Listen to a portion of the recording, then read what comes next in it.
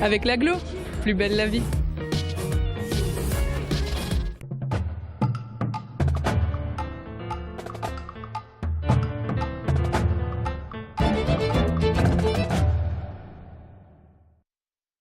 Bonjour à tous, inauguration du 17e Festival Mer et de Plate ce vendredi 13 mars à 18 h à la médiathèque de Sarreguemines.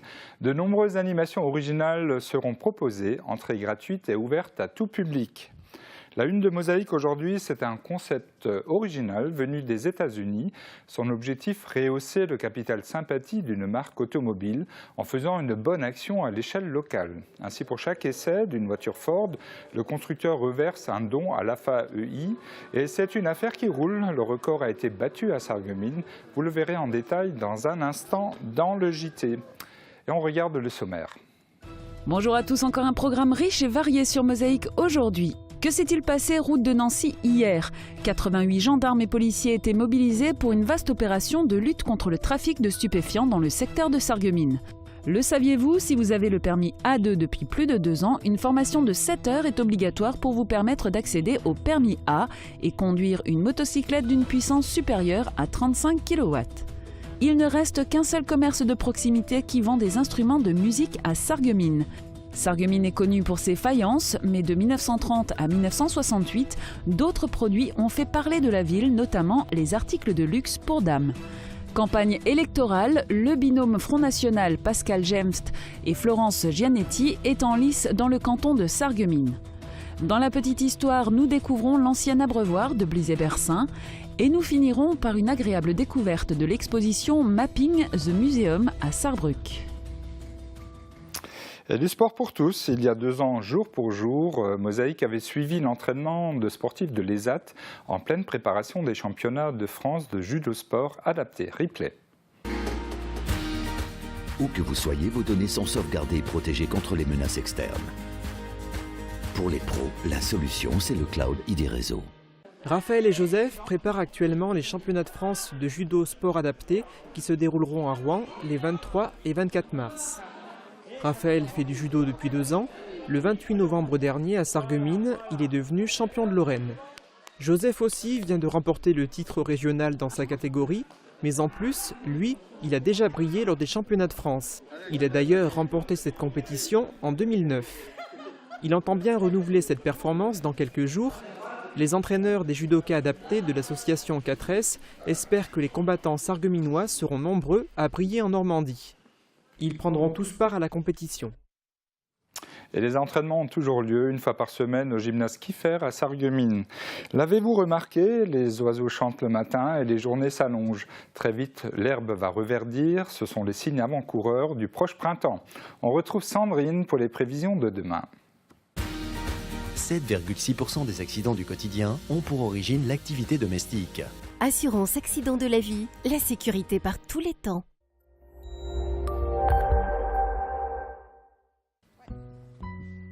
Bonjour tout le monde, pour demain il fera beau mais frais. C'est une belle journée sèche et ensoleillée qui s'annonce même si le réveil sera un peu frisqué. Pour le reste de la journée, un léger vent entretiendra une sensation de fraîcheur. Côté température, les minimales iront de 0 à -4 degrés et remonteront jusqu'à 8 à 11 degrés. Demain, jeudi 12 mars, nous fêtons les Justines. Le soleil nous accompagnera de 6h49 à 18h29. Et pour nos paroles d'enfants, on retrouve les élèves de l'option vidéo du collège de Sarralbe pour connaître leur définition du dicton « Rien ne sert de courir, il faut partir à point ». Et sur ce, je vous laisse et vous retrouve dès demain. Très bonne journée à tous.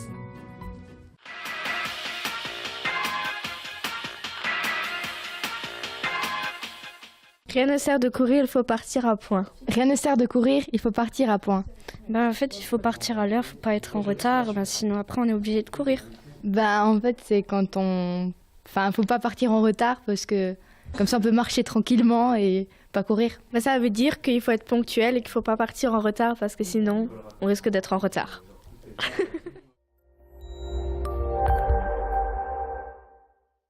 Je parraine un ami et tout le monde y gagne. Mon filleul, ma banque et moi. Au Crédit Mutuel, un client satisfait rayonne. On passe à la revue de presse. À la une du RL, la France pleure ses champions. Le tournage en Argentine de l'émission télé-réalité Nropet a tourné au drame lorsque 2 hélicoptères se sont percutés au décollage. Parmi les victimes, les 2 pilotes argentins et 8 Français. En page locale, Sarrebourg, une marée orange au rond-point de Mittelbronn. La spectaculaire mobilisation des entreprises de travaux publics a sensibilisé l'opinion publique à leurs difficultés. L'autoroute A4 a bouchonné à plusieurs endroits sur des dizaines de kilomètres.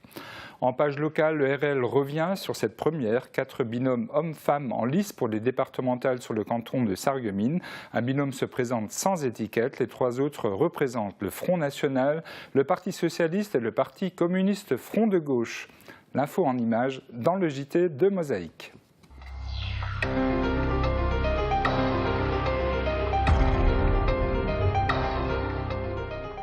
Allons plus loin pour nos enfants, c'est le nom de l'initiative qui s'est déroulée samedi en zone commerciale de Neunkirch à Sarreguemines. Un événement qui mêlait action caritative et opération marketing. Marie-Lorraine Atamaniuk et Julia Bitran. Opération marketing et action caritative font parfois très bon ménage. Preuve en est l'opération Allons plus loin pour nos enfants. Elle a battu les records à Sarreguemines. Le concept original est à l'initiative du constructeur automobile Ford qui a proposé à tous ses concessionnaires en France d'organiser une journée d'essai au profit d'une bonne cause. Le principe est simple, toute voiture essayée par un acheteur potentiel engendre de la part du constructeur un don de 20 € pour l'association choisie par le concessionnaire organisateur. Je pense que c'est bien parce que ça permet d'aider des gens dans le besoin et puis en s'amusant aussi vu qu'on essaye des voitures neuves et de bonne qualité, on va dire. L'action est fort simple, on propose aux Sarregueminois, Sarregueminoises qui veulent bien se prêter au jeu d'effectuer un essai d'un véhicule de la gamme Ford parmi tous ceux qui sont présents ici. On a 15 véhicules présents et la contrepartie de ce simple don de 10 minutes du temps de cette personne, c'est un don à l'association Sarregueminoise d'aide à l'enfance inadaptée de 20 €. L'objectif de la fin de journée, c'est de faire 300 essais et de pouvoir donner un chèque de 6 000 € à cette association. Ce concept existe déjà depuis plusieurs années aux États-Unis où il a atteint un tel succès qu'il y a maintenant des listes d'attente d'associations souhaitant bénéficier de cette action. En France, c'est la première année. Sarreguemines était la 4e ville à se lancer dans ce défi et la toute première à atteindre les 300 essais. 6 000 € vont donc être très prochainement remis à la FAUI de Sarreguemines, l'association familiale d'aide aux enfants inadaptés. Un grand projet est en cours de montage financier avec une vision à long terme. Il faut savoir que dans le handicap, les personnes vieillissent un peu plus rapidement et souvent on se retrouve dans des situations quand les gens ils partent en retraite, on n'a pas de solution. Et on les met en maison de retraite qui souvent n'est pas l'endroit idéal pour ces personnes parce que la moyenne d'âge de la maison de retraite c'est dans les 80 ans, même un peu plus, et nos adultes handicapés n'ont pas 60. Donc ça va servir au niveau de la faille de Sarreguemines à créer des appartements pour des personnes vieillissantes qui pourront se permettre de vivre dans ces appartements individuellement, chez eux. Et sachez que cette même opération aura lieu à Forbach en septembre. Si vous avez le permis A2 depuis plus de 2 ans, une formation de 7 heures est obligatoire pour vous permettre d'accéder au permis A et conduire une motocyclette d'une puissance supérieure à 35 kW. Elle s'inscrit dans une démarche post-permis. Reportage. En date du 19 janvier 2013, le permis moto a été modifié avec l'instauration de 2 catégories de permis 2 roues. Si vous avez votre permis A2 depuis plus de 2 ans, une formation de 7 heures est maintenant obligatoire pour vous permettre d'accéder au permis A et ainsi conduire ou piloter une moto d'une puissance supérieure à 48 chevaux. Une formation ouverte aux titulaires du permis A2 depuis au moins 2 années. C'est assez intéressant cette formation-là parce que l'objectif n'est plus d'avoir le permis de conduire, mais l'objectif est vraiment d'apprendre. Donc c'est prévu dans les textes que ça se fasse en groupe, donc au moins 4 personnes. Donc, puisque ça permet donc de partager avec d'autres l'expérience, de profiter des acquis des autres conducteurs, parce qu'on n'a pas tous le même vécu sur la route, et donc ça nous aide à progresser et à acquérir de l'expérience à peu de frais, quoi. Une formation qui permet d'amener à la compréhension d'apports théoriques, à la pratique sécuritaire de la conduite d'une cylindrée plus puissante, mais aussi à savoir maîtriser les savoir-faire et les techniques simples acquises lors de la formation initiale. Cette formation permet également de travailler sur le processus de détection, d'analyse, de décision et d'action dans le cadre d'un audit de conduite. Du coup, on révise séances théoriques et mises en pratique sur le plateau et sur la route. Au final de cette journée, l'école de conduite délivre une attestation de suivi, une attestation qui ne permettra pas de passer à la puissance supérieure. Il faudra encore réaliser de petites démarches administratives. Et cette attestation, elle valide en préfecture le permis de conduire de la nouvelle catégorie. Donc il n'y a plus de passage devant un inspecteur du permis de conduire, mais il y a une validation de la formation et une reconnaissance du rôle du moniteur d'auto-école, de l'enseignant de la conduite. À l'issue, les motards pourront donc chevaucher une moto plus puissante, mais attention, toujours en sécurité et vêtus bien sûr des équipements de protection individuels homologués, casque, gants, blousons, pantalons, équipements rétro-réfléchissants et chaussures adéquates. Sur ce, bonne route.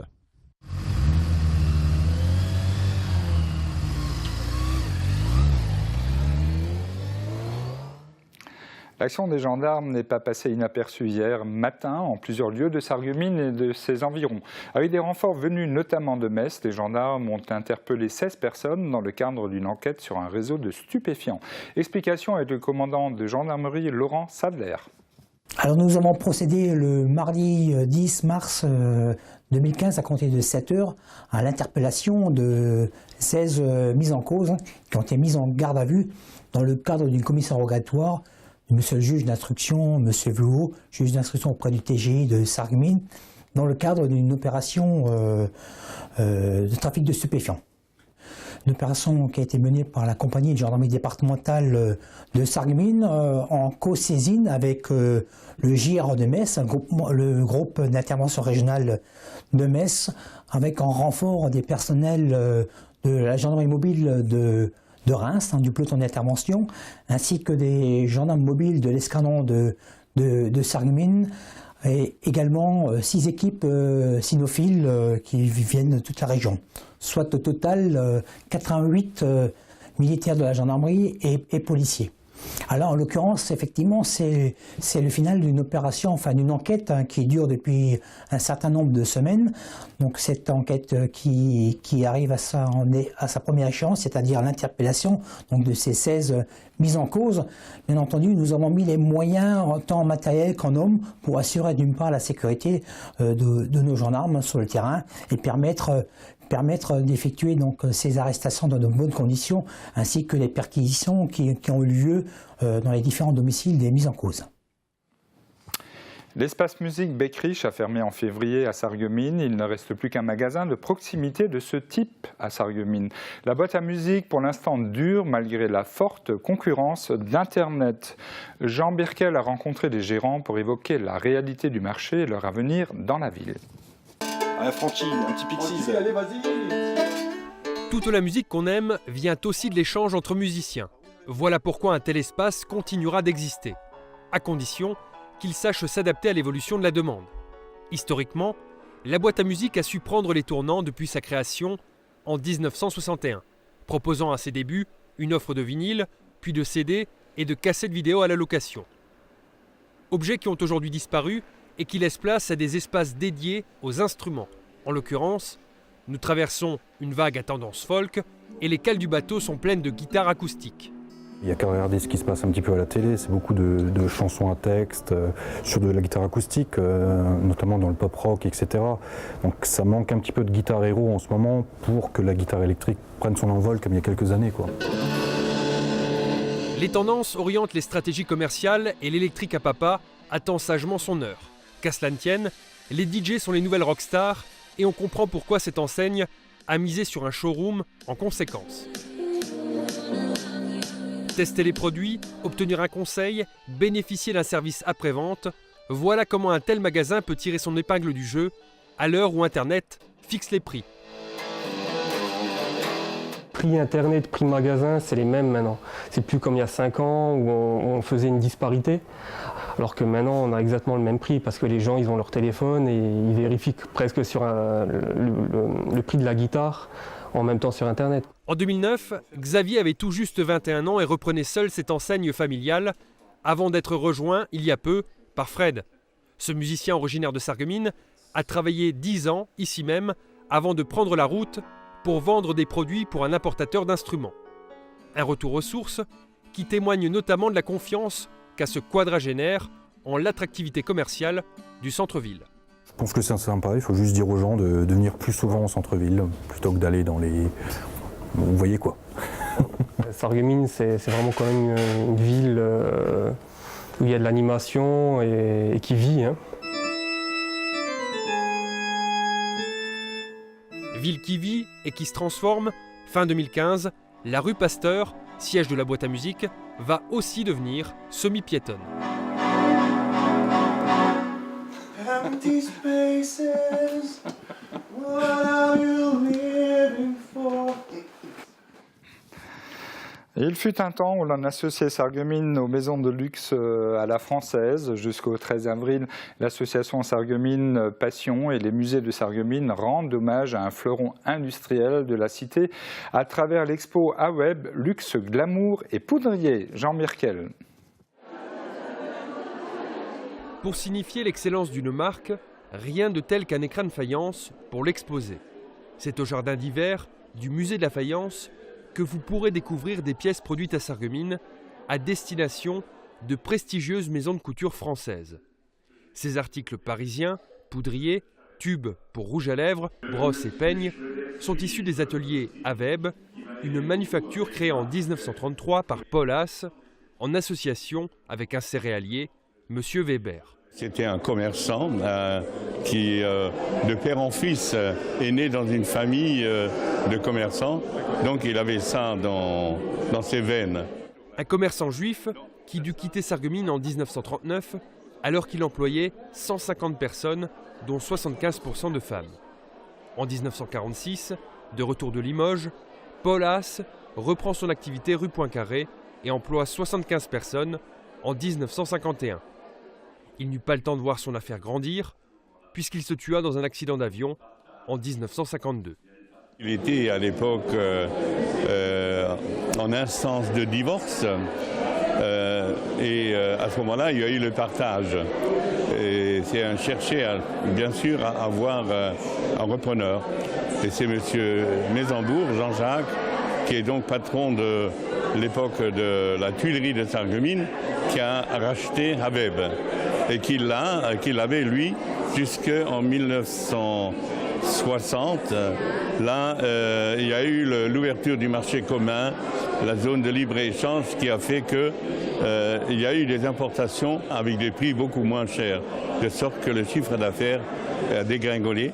Fin de l'aventure en 1968, les machines de fabrication sont envoyées à Verneuil-sur-Avre dans l'Eure, où l'activité continue aujourd'hui encore. Ne reste à Sarreguemines que les témoignages d'une époque dorée à laquelle a voulu rendre hommage l'association Sarreguemines Passion. Nous sommes une association de collectionneurs de céramique, mais nous avons aussi dans nos statuts à nous intéresser à l'histoire locale. Et nous avons voulu réparer une injustice en remettant en lumière une entreprise qui, à Sarreguemines, a même travaillé pour la cour d'Angleterre.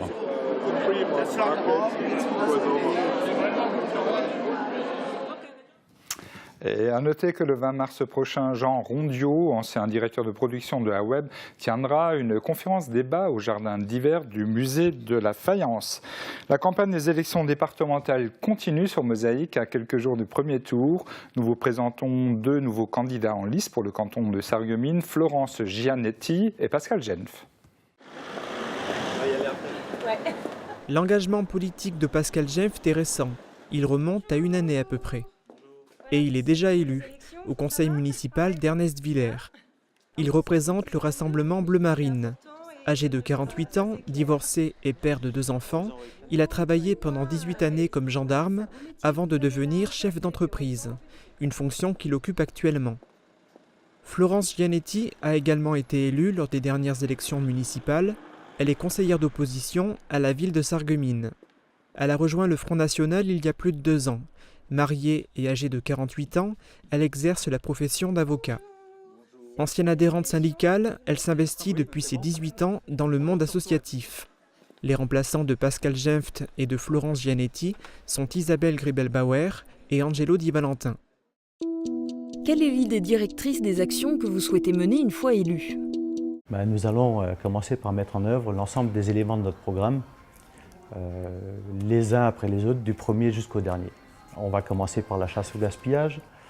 L'argent est trop difficile à gagner pour ne pas le jeter par les fenêtres. Donc nos concitoyens qui nous confient l'argent de leurs impôts ne comprendraient pas qu'on ne gère pas leur argent avec un minimum de bon sens. Trop souvent, nos élus se laissent entraîner dans des dépenses somptueuses qui n'ont pour seul intérêt que de flatter leur ego surdimensionné. Les partis au pouvoir depuis des décennies considèrent le déficit comme quelque chose de tout à fait normal.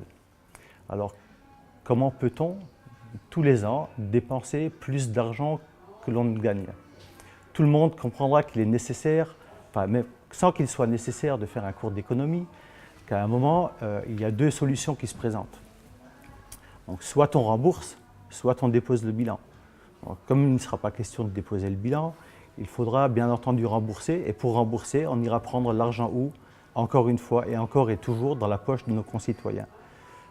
On ne peut plus continuer de vivre au-dessus de nos moyens. Il faut maintenant que ça cesse. Le chantier que nous avons devant nous est immense. Il est urgent de réagir. Quelle est la répartition des rôles dans votre binôme? La notion de binôme, il faut quand même le rappeler, ne concerne que le mode de scrutin. Si nous avons l'opportunité et la chance d'être élus, nous serons des élus à part entière. Donc, force est de constater, dans la mesure où on est des élus à part entière, venant de la même famille politique, il s'avère que nous allons suivre la doctrine de notre parti.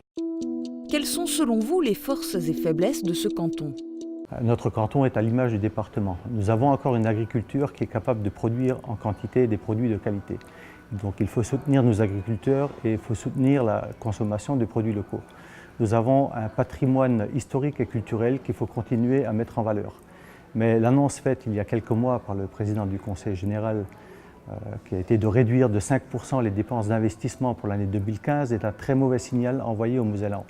Nous souhaitons inverser cette tendance et mieux gérer les dépenses d'investissement. Il faut également accélérer le développement de bâtiments basse consommation et la généralisation de la fibre optique. Concernant le projet Ambrégy à Ambach, des études contradictoires ont été publiées et le moins que l'on puisse dire, c'est que M. Célestlett ne souhaitait pas voir ce projet se réaliser au fond de son jardin.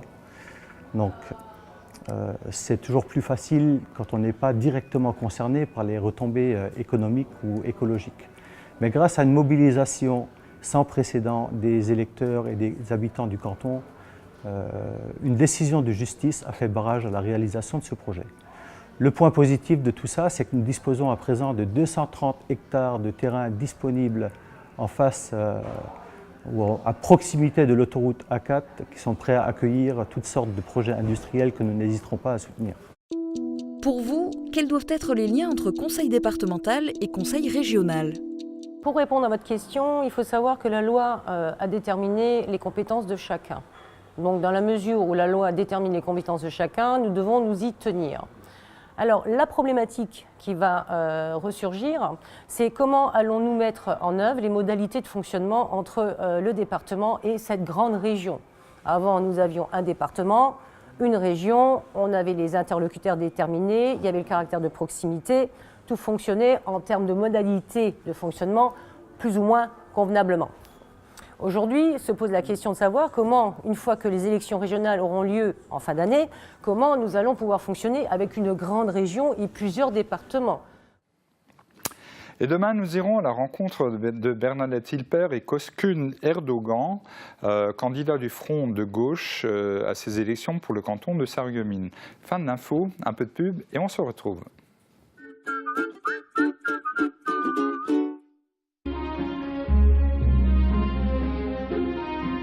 C'est le mois de l'Alliance à la bijouterie Finbel. Rendez-vous en boutique pour des affaires en or.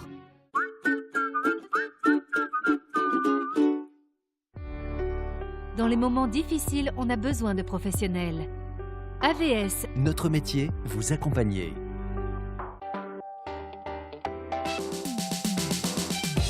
Demain sur Mosaïque, retrouvez notre émission Plate-Bande. Le Plateman est en route pour annoncer le festival Miret de Plate qui va nous faire voyager outre-Atlantique.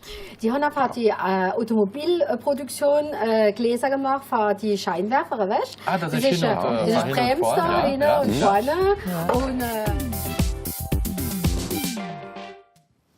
Et la dernière petite histoire de la semaine vous parle aujourd'hui d'un temps que les moins de 20 ans ne peuvent pas connaître. À Blize-et-Berzin se trouvait un endroit qui était le lieu de rencontre de tout le village. Regardez.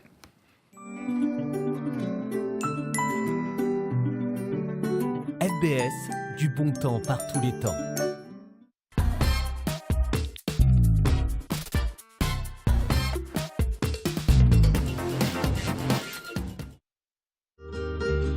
Il était là, à l'angle de la rue du Val-de-Blize et de la rue des Jardins. L'abreuvoir du village de Blize-et-Berzin était l'endroit où tout le monde se croisait à tout moment de la journée. Pour ne pas faire boire une eau souillée aux animaux, on les faisait boire à gauche et on rinçait son linge à droite.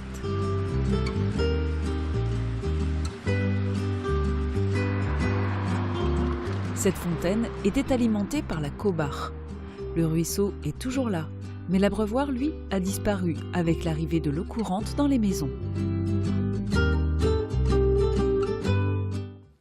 Et l'on remercie Mariette Young pour les belles photos et les belles histoires de Blize-et-Berzin. Mapping the Museum, c'est le nom de l'exposition proposée à la Galerie d'art moderne des musées de Saarbrück. Les photographies qui prennent la forme d'une mise en abîme de ce lieu d'exposition et en particulier de l'extension en cours de construction. En résulte une découverte du musée sous un autre angle, celui ressenti par 6 artistes lors de leur visite du chantier. Thomas Droit. Avec Virch Menuiserie, votre maison devient tendance.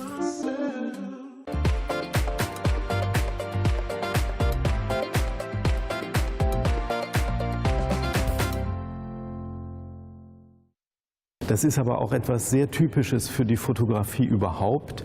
C'est quelque chose de typique pour la photographie, car la photographie arrête le temps.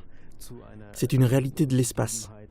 Et sur ce point, le témoignage qu'apporte l'image sur le sujet photographié ressort encore plus. Das Abgebildete noch hinaus.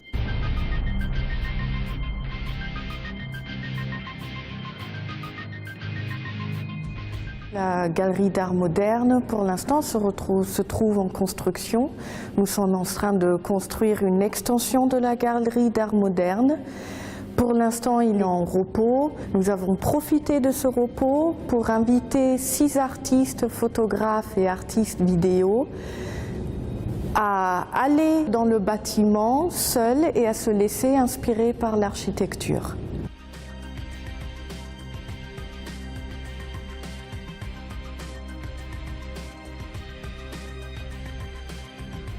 C'est aussi un peu pour nous une documentation artistique. C'est ce qu'il y a de fascinant. On utilise une phase de repos pour documenter la créativité, non seulement la créativité de notre architecture, donc le fascinant de notre architecture, de notre construction, mais surtout aussi la perception des artistes invités qui, comme vous le voyez, a chacun perçu l'architecture très différemment.